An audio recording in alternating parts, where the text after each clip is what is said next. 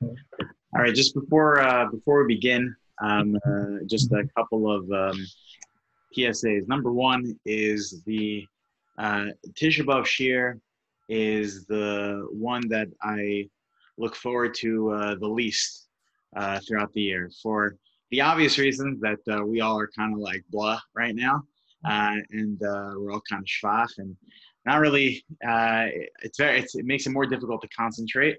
But also, it's a very heavy topic, and it's been a very, very heavy day.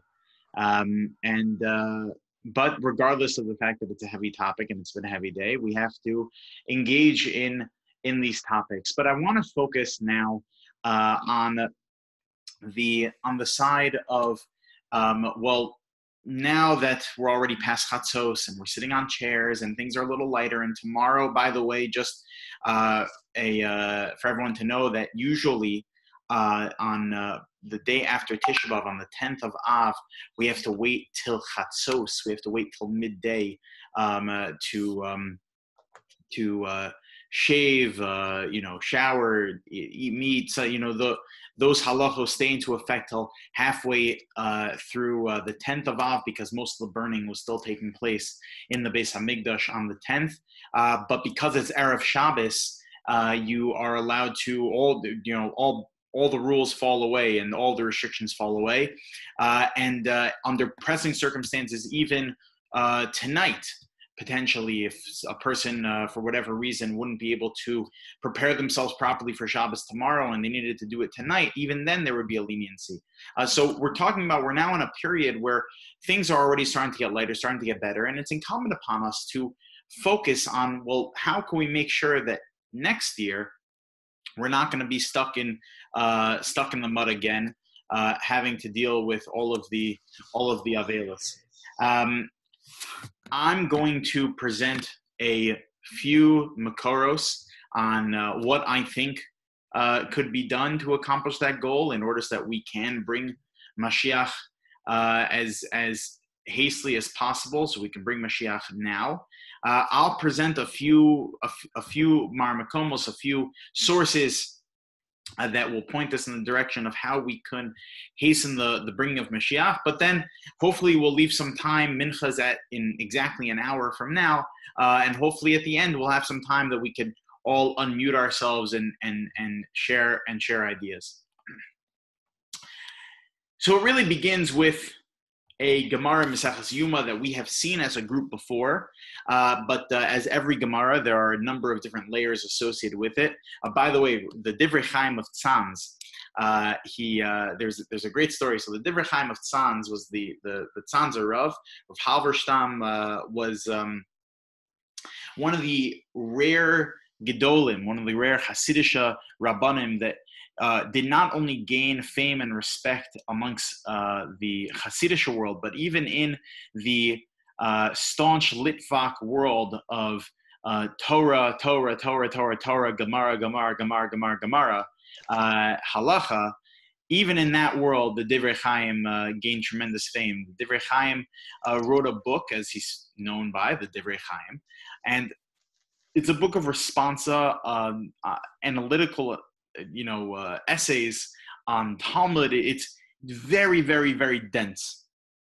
It is a very, very difficult sefer to understand. You really have to you have to have a lot of context into Talmudic literature to understand it properly. So even the students approached the Divrei Chaim and they said, Rebbe, the way that you write, it seems like you're a bigger Talmud Chacham than the Rashba or the Rambam.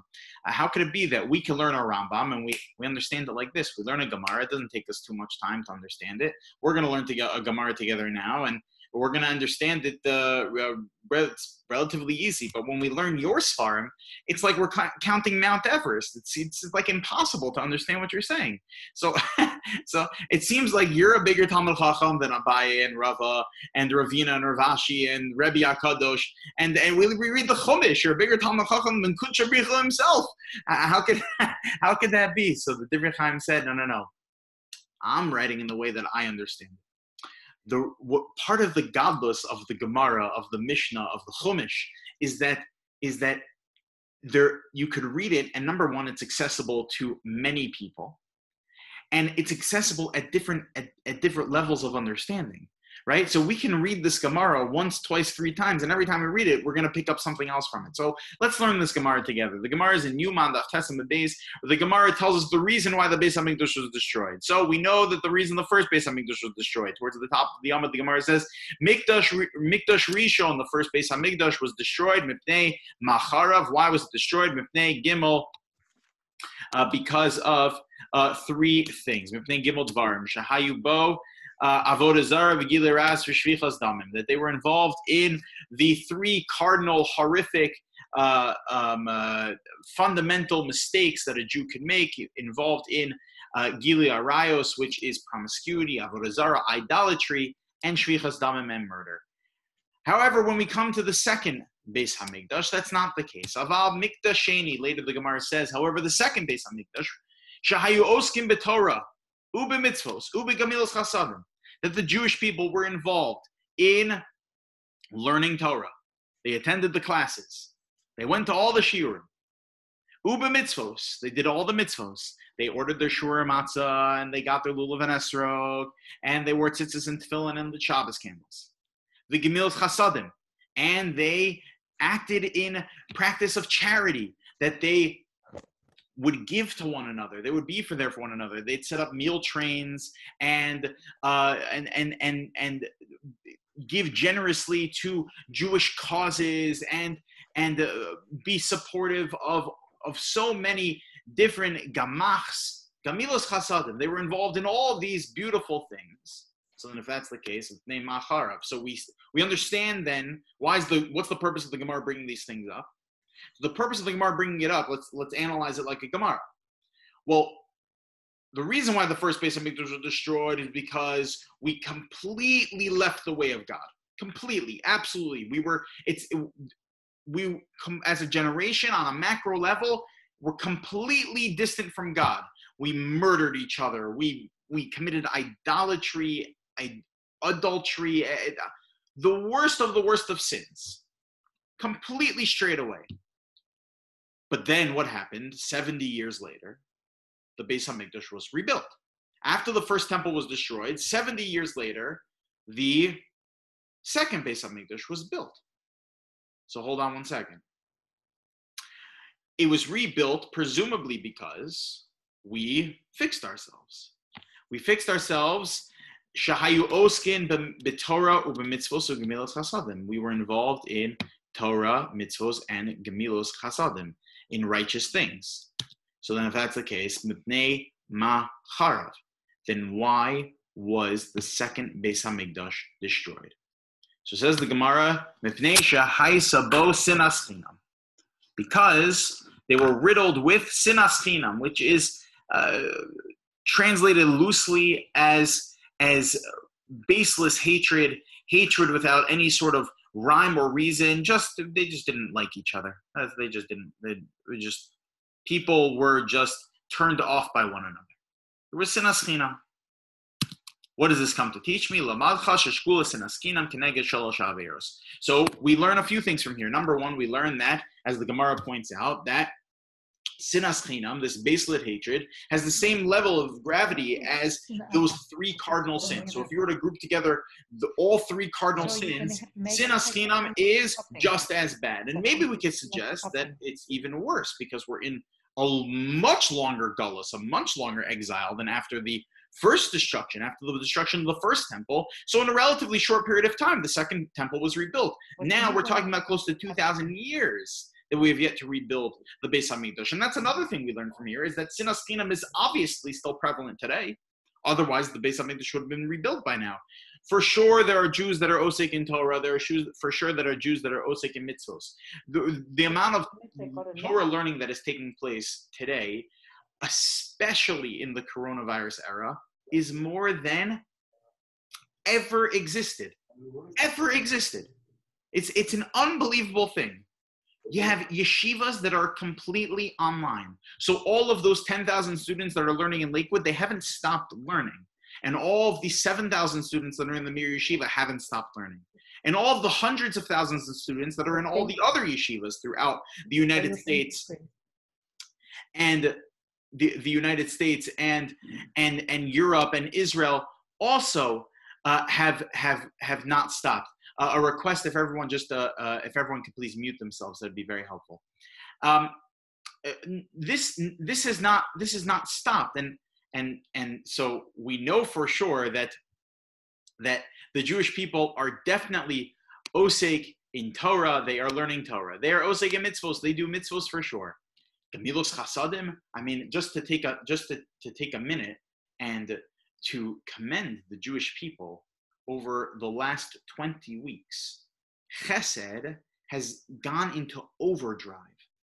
The amount of tzedakah that is being given out for people that have lost their jobs, the amount of services that are being offered Jew to Jew to help people get back on their feet, the Kiddush Hashem that is taking place in people making plasma donations, assuming that it helps, but at this point, if we still assume that it does help, it's a tremendous Kiddush Hashem that there are Jews lining up to do this. The amount of chesed that's taking place is in overdrive. So we know that is for sure the case. So then it must be that the only reason the Beis HaMikdash has not been rebuilt yet is because of sinas chinam, because of this hatred that exists. So while I'm talking, it sounds like I'm spewing a paradox right now, right? Because I was just saying how the Jewish people need to be commended, celebrated, awarded for the amount of chesed that is being given between one another, the amount of kindness that's being produced from one Jew to another Jew, just in our very community. I mean, the adat errands and the calling, and we try to stick together and we be there for one another, even though we have to physically be separated. It's a tremendous thing. So then I'm speaking out of both sides of my mouth when I say, oh, but we still have sinas chinam. We still have this hatred. Hold on, who hates each other? We're all helping each other. So what does it mean that we're still dealing with the destruction of the Beis HaMikdash because of sinas chinam? You just read the Gemara, and the Gemara seems to tell us. That's the reason the Beis HaMikdash has not been rebuilt, is because of this hatred. We harbor this negativity towards one another in our hearts. Give me a break. I mean, how much more do we have to do? How many more GoFundMe pages and charity events do we need to have for yeshivas? And how many more meal trains do there need to be? And before the Beis HaMikdash will actually be rebuilt, what do we actually have to do then? We covered Torah, we covered mitzvos, chesed. So what else needs to happen in order to combat sinas chinam? What's sinas chinam? We all love each other. We're all doing great things for one another. So what's missing? So maybe we have to come up with a little bit of a more nuanced definition than the colloquial definition of sinas chinam, of this baseless hatred. And I'd like to flip it to the positive side, which is avas chinam, which is, baseless love. And when we look into the writings of our great Rishonim and our Midrashim, our great rabbis, I think that we'll be able to get a much clearer definition as to what it is that we actually need to do beyond these acts of kindness, Torah, and mitzvos. So we'll start with the Rambam, like we so often do. With the Rambam in Perek Vav in Hilchos Deos, in the laws pertaining to just acting in a proper way, being a good person, Hilchos Deos, a proper perspective on life. The Rambam writes the following. He says, mitzvah al kol adam le'ahov es kol echad ve'echad, that there is a mitzvah upon every single person to love every individual. So it's not just loving God, it's not just loving the Jewish people on a macro level, but it's even on a micro level, le'ohev es kol echad ve'echad mi Yisrael. How do you have to love these people? Kigufo, the same way that you love yourself. The love a person has for themselves, that type of love is the type of love you have to have for other people. Shne'emar, as the pasuk says, a pasuk that we're all familiar with, V'ahavta l'reacha kamocha. Love your neighbor, love your friend as you love yourself. So hold on, what am I supposed to do with that? Because the Ramban al HaTorah, Nachmanides, reads this pasuk in Parshas Kedoshim of V'ahavta l'recha kamocha and says that it's an exaggeration. It's an absolute exaggeration. It's impossible that you're actually going to love someone else the way you love yourself. We know even from the Gemara that Rabbi Akiva himself, that we'll get to later, who was the spokesperson of V'ahavta l'recha kamocha, says chayecha kodmin. You have to put your life before the life of others. So what do you mean you have to love people the way you love yourself? It's just not true. I have to put myself first. My health, my prosperity comes before everyone else's. I have to take care of myself, my family. These are halachos. So if that's the case, what does it mean? So the Rambam tells us exactly what this means. Lefikach. What am I supposed to do with this? I'm supposed to do the following. Lefikach. Sarech lisaper. Therefore, a person needs to tell over the bishvacho. He needs to be able to promote other people. So you talk highly of others, okay? V'lachos al mamona, kasher hu chas al mamon atzmo, v'rotze b'chvod atzmo. And you also need to care about your friends' finances. You need to care about their wealth, about their prosperity. You have to care about the fact that they are taken care of, and that they are also promoted properly, that they have a good name. The same way, says the Rambam, the same way kasher hu chas al mamon atzmo, the same way that you concern about your own wealth, v'rotze b'chvod atzmo, and you also can care about the honor of yourself. So the Rambam tells us black on white that this is the definition of V'ahavta l'recha kamocha. That V'ahavta l'recha kamocha is an obligation to look out for each other more than just practically, let's say running campaigns for one another and doing acts of chesed for one another. That's a separate halacha. But you need to at least care about the reputation that your friend carries, the honor your friend carries, and the finances of your friend. This is what the Rambam tells us. So if we take a look at the Medrash tells us that this is exactly what Rabbi Akiva was trying to get at. When Rabbi Akiva defined V'ahavta l'recha kamocha, this is exactly what he was trying to portray. Rabbi Akiva says in the Medrash, V'ahavta l'recha kamocha, that you have to love your neighbor as you love yourself. Zeh klal gadol b'Torah. This is a great rule, principle in the Torah. Shelo tomar, so that a person should not say, Hoyol v'nispazesi nisbazeh chavirai imi, that since I am embarrassed or I am down, I am distraught, therefore my friend should be distraught along with me. Hoyol v'niskakalti iskalkal chavirai imi, that just as I am going through troubles, my friend should go through troubles, that no, I need to care about my friends the way I care about myself. That the same way that I care about, my finances and my wealth, and I care about my own honor, I need to care about the honor of others as well. So therefore, the way I promote other people needs to be positive. Even if I might be getting bad PR for myself, I might be in the bad spotlight right now, I might have done something that turned people off, but that doesn't mean I need to bring other people down with me. Rabbi Tanchuma says, if a person does do that, if a person does bring other people down with them, you have to recognize who you actually are bringing down with you. Because as we know, the Torah tells us that God created man b'tselem Elokim, in the image of God. And in the image of God, we are supposed to live. And therefore, if we bring people down, essentially what we're doing is that we're not attacking the person, but we're attacking the image of God and the potential that that person has.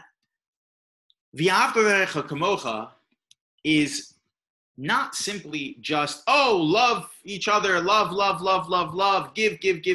No. But it's when you hear that someone is dealing with a trouble, as the Rambam said, that you actually care about their honor. You care that they are going to potentially make a mistake about something. That for example, like when I was in when I was in college, so there are different types of students in class, right? So Dr. Lincoln, of course, knows this, right? There are the students that sit at the front of the class that take the notes, right? And then there are the ones that sit in the back of the class that are trying to not let you see that they actually have an earphone in their ear, even though you really know they have an earphone in their ear, listening to music or a movie or something, and they're trying to pull the wool over your eyes. And then there's the middle section. The middle section is a mix. It's a composite of students that are taking like half notes / falling asleep, and the ones that are really, really, really paying attention, but not taking notes because they're just assuming that the fellows at the front of the class are going to share their notes with them, right? That's if I think I kind of got everyone in the room, right? So it's such a funny thing because, I wasn't the best student in every subject. There were a few subjects I excelled more at than other subjects. So let's say, for example, if I'm taking my in the Gemara Shiur, right? So, I'm taking the notes, I'm paying attention, right? But then there's always the guys in the back of the class that are sitting with falling asleep and, kind of like this and, not paying attention. And then when it comes time for the big bechina, for the big test, they want to know what happened. So they'd come over to me or my friends and say, hey, can you help us out over here? So it's like the most annoying thing in the world because you're like, well, I know I put in the work. I paid attention in Shiur. I was taking notes. So get out of here. Like, what are you doing? But what does V'ahavta l'reacha kamocha tell me? That not only am I supposed to help this fellow out, but I need to actually feel in my heart what it would be like if I was on that side. What would I want if I was on that side? And it's a care, it's a concern to want to be able to help people. The Ramban says that's why the language of the pasuk is V'ahavta l'reacha kamocha, as opposed to V'ahavta es reacha kamocha, that you're supposed to love people. No, you're supposed to love two people, because there's supposed to be this activity to it. There's supposed to be this active empathy, this active sympathy, this active care that comes with caring about other people, that it's not simply doing for others, that would be just action-oriented. And it's not simply this conceptual love we're supposed to experience for people. Is that when the guy comes over to me, I'm supposed to conceptually feel and ask me for my notes, I'm supposed to conceptually feel this, oh, I've been waiting for you to come to me, and like it's like you're my best friend in the world. But no, it's much more of an active love where I care about you. I'm a little bit annoyed that you aren't taking care of yourself, but I have to be annoyed that you're not taking care of yourself. Not that you're coming to me because I want to be able to help. It's kind of like I heard Rabbi Aaron Lopiansky, the Rosh Yeshiva of Yeshiva Greater Washington. He's a son-in-law of Rabbinish Finkel of the illustrious Mir family. So Rabbi Aaron Lopiansky was a tremendous Talmud Chacham in his own right, of course. He likened it. He said that V'ahavta l'reacha kamocha is not a mandate to like people. It's a mandate to love people, right? Like, for example, a parent can get annoyed at their kids. It happens. But would there even be an iota of a shadow of a doubt in your heart that you don't love them with complete depth and you don't want what's best for them? No question in your mind. You want your kids to be financially stable, like the Rambam said. You want your kids to have all the accolades in the world the same way that you want all the accolades in the world. That's what V'ahavta l'reacha kamocha means. It's you don't have to like what the person does, but you do have to love the person. You have to care for the person. You have to have that active sense of empathy, sympathy, and care. This could be the way to understand the following medrash. This is an amazing medrash, where the medrash says that by Hakel, the Hakel ceremony, where every 7 years following the Shemitah year, and the first day of Chol Moed Sukkot following the Shemitah year, the entire Jewish people would go to Temple Mount in order to hear a Musar Shmuz, to hear a sermon, a drasha from the Melech, from the king. and all of Klal Yisrael would go. This is the 612th mitzvah in the Torah. Vayekeles ha'am, that we all go in order to hear the words of the Melech. And what would the Melech teach us? By the way, this wasn't just the men between the ages of 13 and 65 that would go. This was not just adult women. This is not everybody, even tiny babies, little babies would go. Everybody would go to this. This was the event of the sabbatical of every 7 years.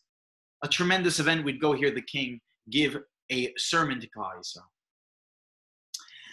Talk about a State of the Union address. So the Melech, what would he teach? So the Medrash tells us, Tanya, Reb Chia Parsha Zu. Where you go? Parsha Zu Ne'emra B'Kahel.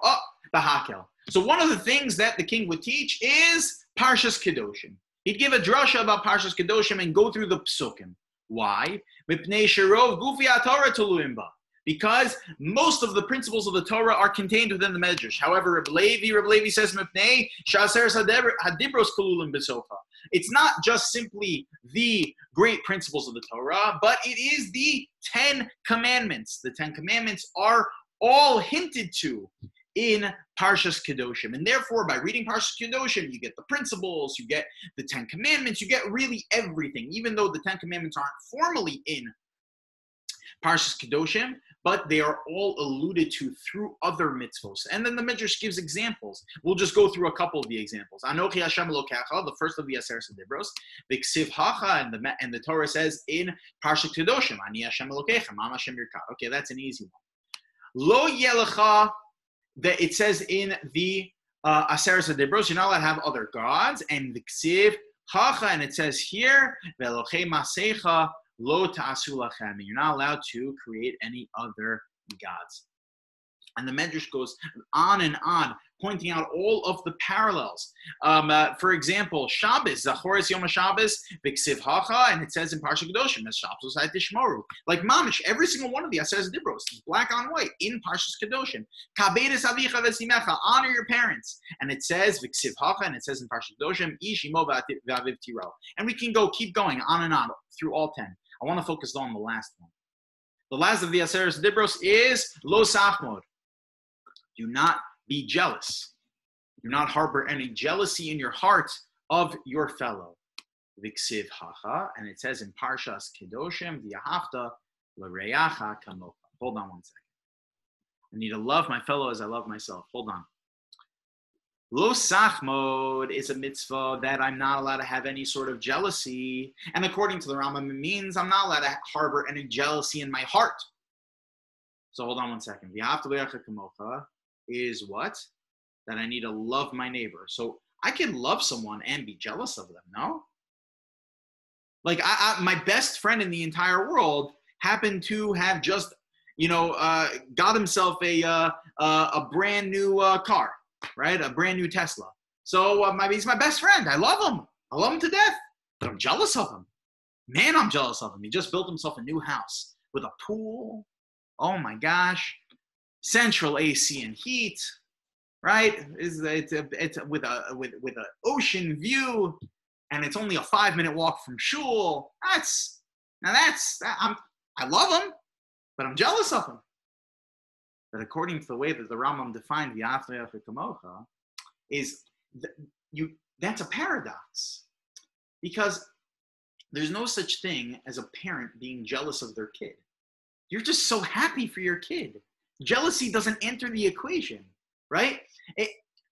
You may not like the decisions that they make. You may not like the choice that they made, and you might want similar things for yourself, but to be jealous that I wish I had what they have, which it basically is saying because there can only be one of these things in the world, because that's God dictates what exists in the world.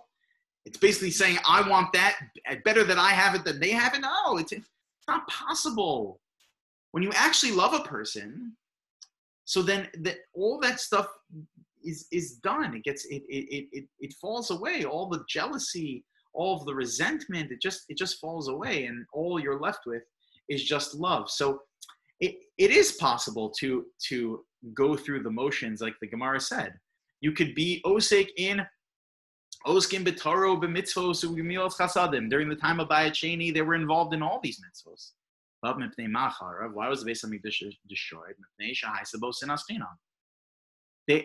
Because they simply lacked v'yahavta l'reacha kamocha. It's as simple as that. They could be that they ran all of these gemilos chasadim campaigns, like the way that we do today, like the way that people have completely given of themselves to people that have experienced tragedy in the community, that people have completely given of their time to help consult with people, to give consult to those that are struggling during this period. So it's an absolutely beautiful thing, and it's something that we have to continue, and something that needs to be applauded.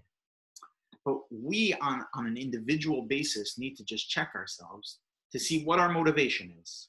Is our motivation simply like, I learn Torah and I do mitzvos and I also do chesed, like I do these things?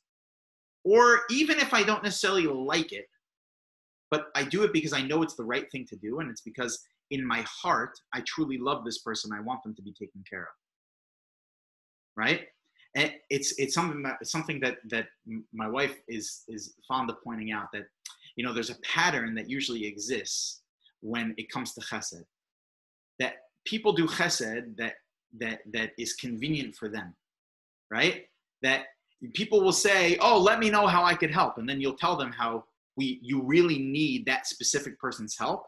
And then they'll say, "Oh, it doesn't really work. I have, an appointment with, my balloon specialist on that time, that exact 10-minute period you need me to help you with," right? Like, but let me know if you need my help between on Thursday, July 26th, between the hours of 9 to 9:45 in the morning, because then I'm totally for you. I'm with you, right? Like, people help when they find it convenient for them to help.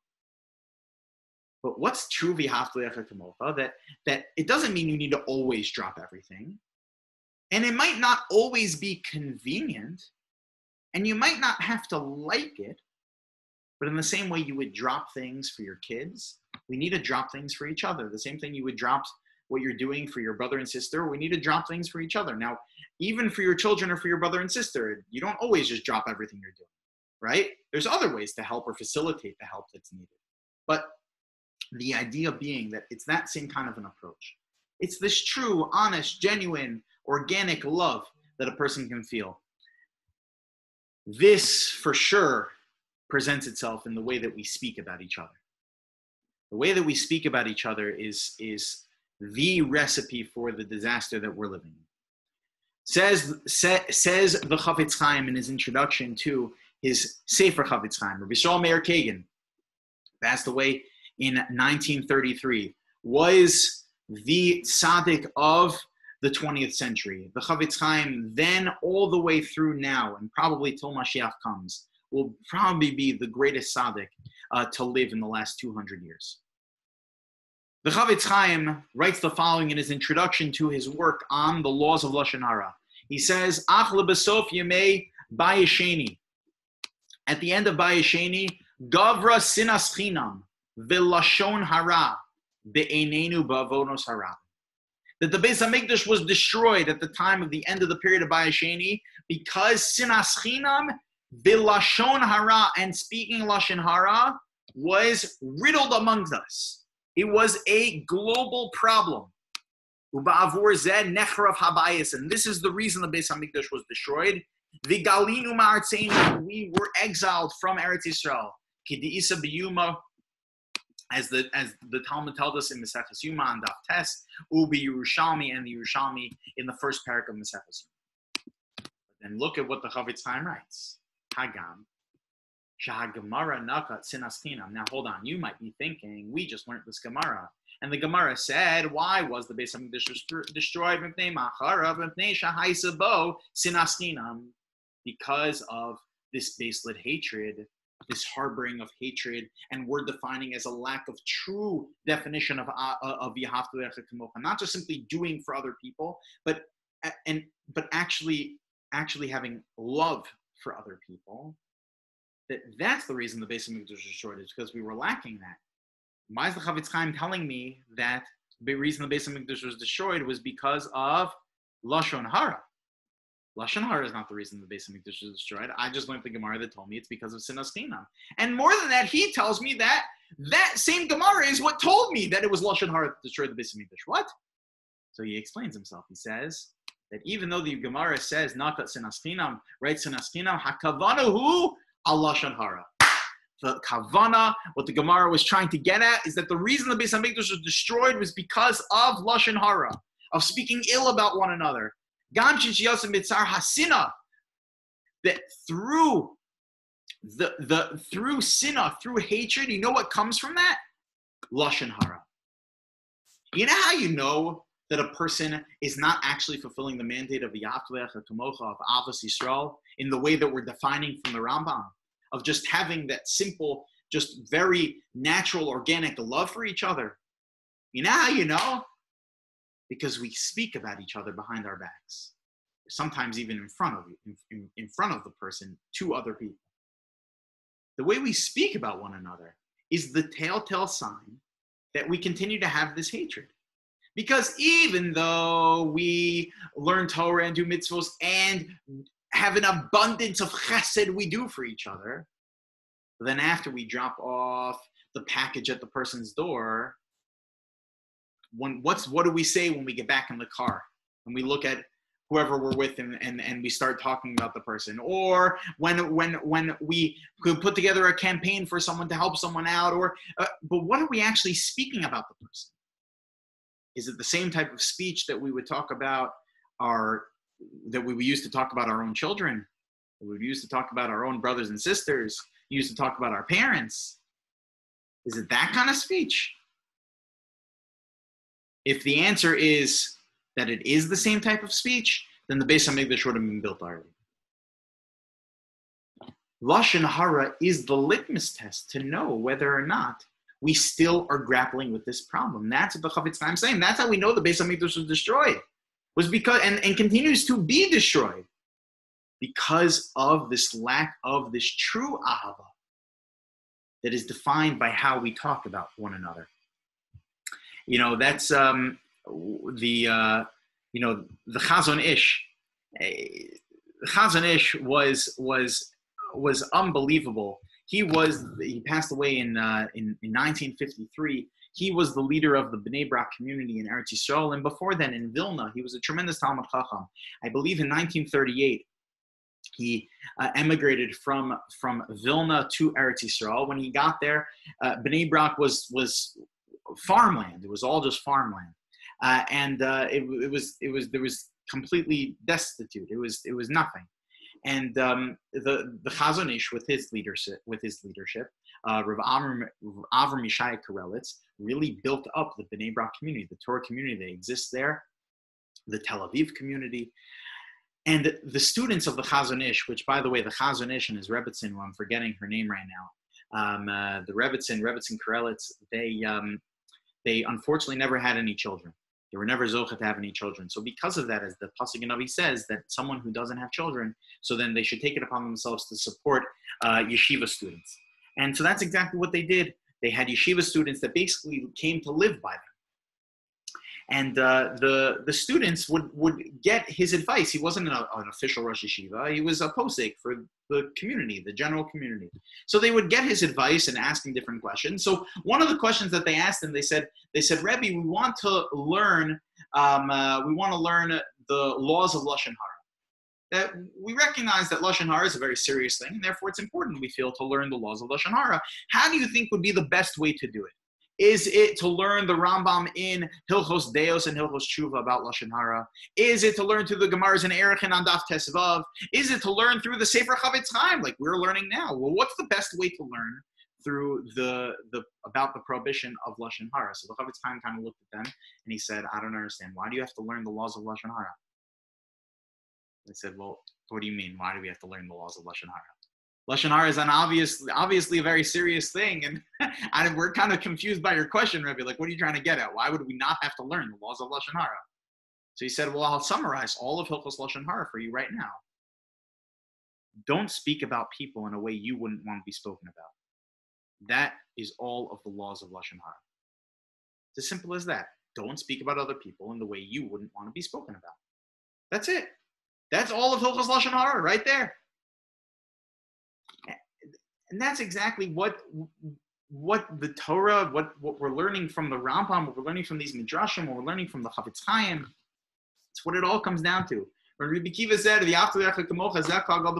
he meant was not just do for each other without any sort of feeling. No, we have to look into our hearts to know whether or not I truly love this person. I don't need to like them, but whether or not I truly love them. How do I talk about them? That when we get a handle of that, at least I think for sure, and I think the Chavetz Chaim is telling us that Mashiach will come. Rabbi Yashiv said, he said it at when he was sitting Shiva for his wife.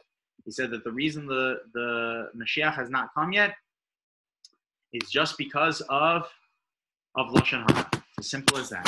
It's Lashon Hara. Everyone's welcome to unmute themselves. I have about 15 minutes until I have to go for mincha. I'm happy to stick around and talk more until I have to go and while there's still people here. But I give everyone a bracha that, as the Navi says, that these days, Som Revi, Som Chamishi, Som Shviv, Som Asiri, Yeh Beis Yehuda, L'Sason, L'Simcha, L'Modim, that these days, these fast days, Tisha B'av, and all the other fast days where we mourn the destruction of the temple, these days should turn into holidays. And Amir Hashem, next year, I'll see you all at the big party on the Koto Plaza as we are descending onto Har HaBayis together. Amen. Amen. Thank you, Rabbi. Thank you, Rabbi. Thank you. Thank you. Thank you, Rabbi. That was beautiful. Thank you.